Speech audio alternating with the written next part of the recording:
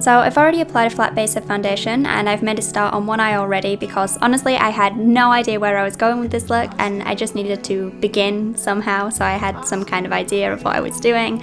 So making a start on the other eye, I first went in with a black eyeliner and I sketched out the shape of the eye socket. I didn't want to block out my brows because I wanted the look to be nice and easy to recreate, so I just went around the shape of my brow and then I used that as the shape of the eye socket instead. Next, I'm packing on some pink eyeshadow around the socket and I'm blending that out a little bit with a couple of small brushes. Then I'm going to do the exact same thing with a purple eyeshadow, but leaving some of that pink showing at the edges so it has a nice gradient from the purple to the pink. I'm also using that purple to add depth in that frown line that I've created, and I know frown lines don't make any sense on a skull, but since we're going for a more arty, stylized version of a skull, you can give it any expression you want really. You also want to start adding depth on the temple as well, so first go in with the pink and then the purple at the deepest point, and you might as well add some black in there as well. I do it later on, but it's just because I do things in a weird order, so add some black in the deepest point as well.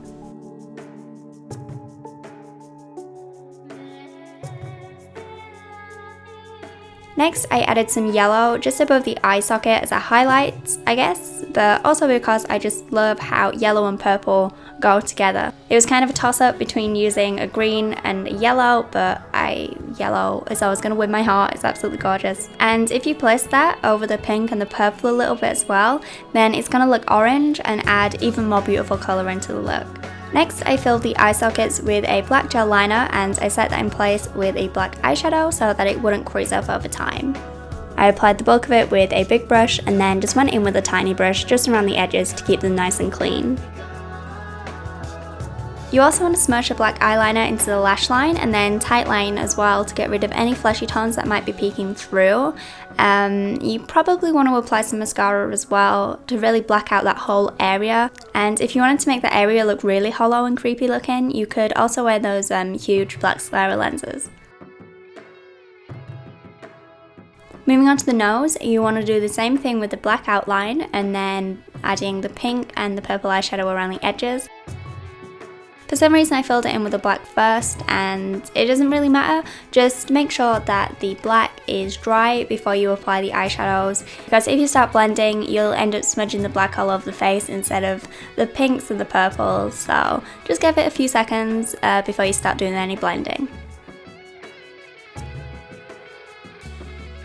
Moving on to the teeth, I'm using a white grease paint and I'm just painting in all the teeth roughly to begin with.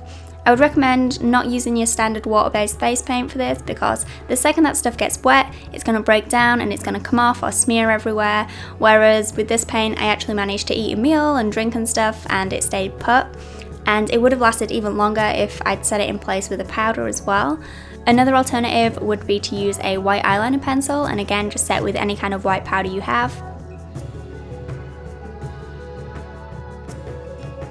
So I just threw on some white outlines so I could visualise where I was going with this look, and then I went in with a black when I was happy with the kind of positioning and everything.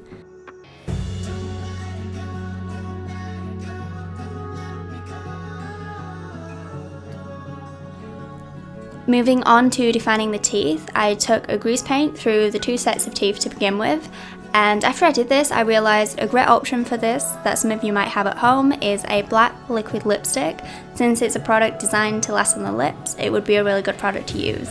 Or even a black waterproof gel liner would do the job as well. Then I'm just outlining each tooth and root with a teeny weeny little brush.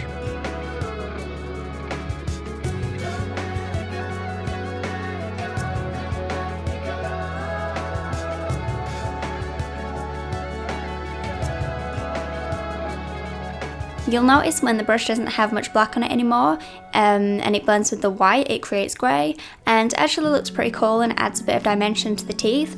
So you could totally stop here after you defined all the teeth if you wanted to. I'm going to add a bunch of colour around the teeth later on, but as always this tutorial is just all over the place because I never have any idea what I'm doing. So leaving the teeth for a moment, I'm taking that pink eyeshadow again and I'm going around each section of bone with a fluffy brush.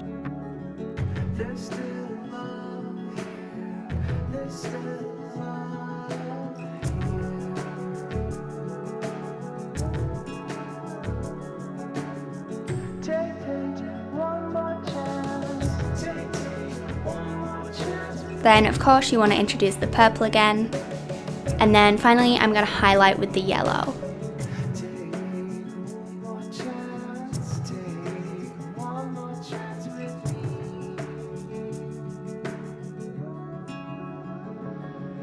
I then decided that I wanted to bring the pinks and the purples into the teeth as well, so I went ahead and did that. After you do this, the outlines on the teeth might not be so strong anymore, and that was fine with me. I found that a lot of my looks recently kind of have this raw, kind of deliberate, unfinished look to them, so I personally like this. But if you like your looks to be a bit more defined and neat, then a final touch-up of black between each tooth will really polish the look. Then I'm going to go in with the black in those areas underneath the cheekbones that I outlined earlier.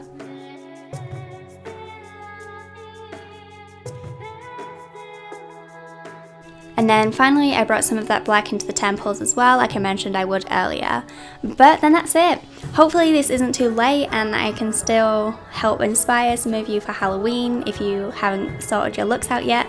And if not, I still hope you enjoyed the video anyway, and thank you guys for watching. Bye.